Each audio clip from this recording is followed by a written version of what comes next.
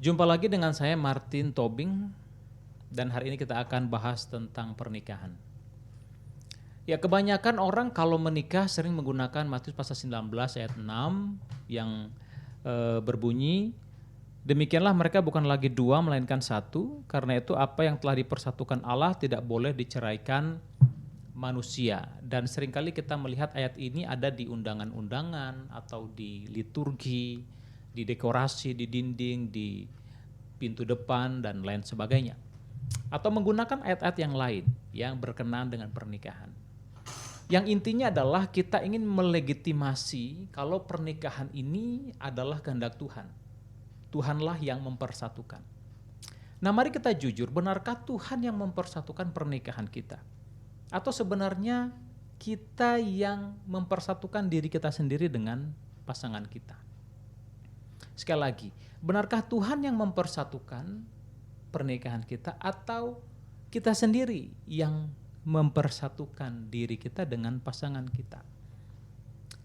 Mungkin di antara kita ada yang mengatakan, kan saya menikahnya di gereja, atau kan pasangan saya juga orang Kristen, atau kalau dia bukan Kristen kan sekarang jadi Kristen ikut saya, begitu ya, sudah katekisasi, ya, atau dengan argumen-argumen yang lain.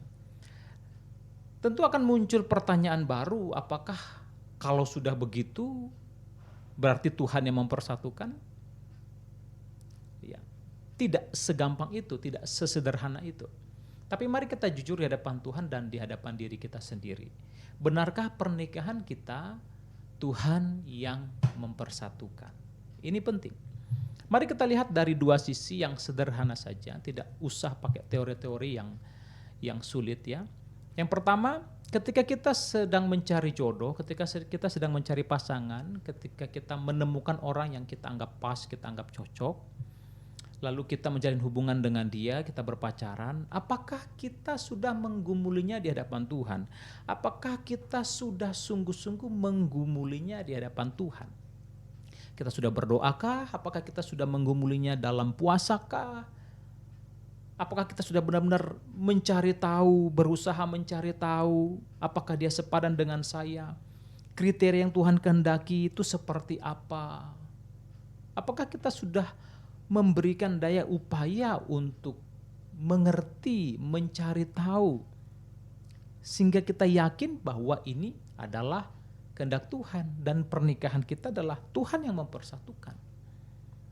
Ya, banyak orang mencari pasangannya atau menjalin hubungan berpacaran itu tidak bergumul di hadapan Tuhan. Tidak bergumul, tidak berdoa, tiba-tiba menikah mengklaim dengan ayat itu bahwa Tuhan yang mempersatukan. Ketika proses sebelum menikah tidak ada urusan dengan Tuhan. Sebelum menikah tidak ada ikut campur Tuhan, gitu ya.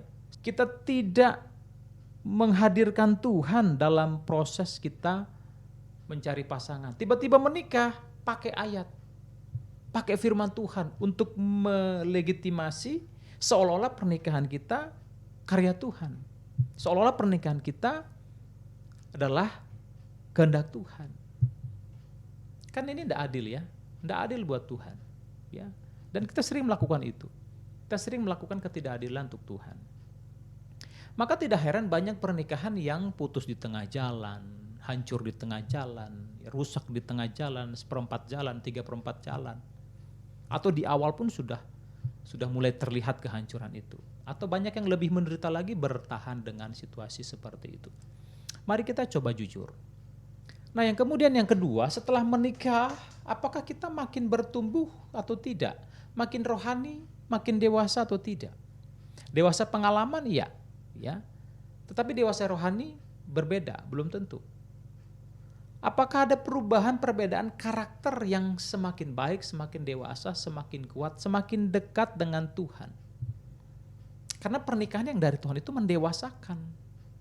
Dan pernikahan itu menjadi sarana pendidikan bagi Tuhan dengan persoalan-persoalannya untuk membuat pasangan itu menjadi serupa dengan Kristus, makin kuat, makin teguh, makin dewasa. Tentu saja kita memahami bahwa bukan berarti kalau Tuhan yang mempersatukan lalu tidak ada masalah, tidak. Bukan demikian, pasti tetap banyak persoalan. Mau Tuhan yang mempersatukan, mau bukan Tuhan yang mempersatukan, sama-sama punya persoalan. Tapi perbedaannya adalah Semua persoalan yang ada itu mendewasakan atau menghancurkan. Ya, itu perbedaannya terletak di situ. Kalau dari Tuhan, kalau Tuhan yang mempersatukan, maka persoalan itu akan mendewasakan. Tapi kalau bukan dari Tuhan, persoalan itu menghancurkan. Nah, seringkali kita tidak menghormati Tuhan dan firman Tuhan hanya dipakai untuk sebagai sekedar aksesoris belaka. Hanya untuk sekedar pelengkap, pemanis, seolah-olah seperti itu padahal tidak. Nah, kita sering menggunakan ayat-ayat firman Tuhan seperti itu, ya. Ini menjadi satu kebiasaan buruk yang dilakukan oleh setiap orang Kristen, ya. Jangan menggunakan ayat firman Tuhan untuk melegitimasi kehidupan kita yang sebenarnya jauh dari apa yang dikatakan oleh firman Tuhan itu. Be honest, jujurlah.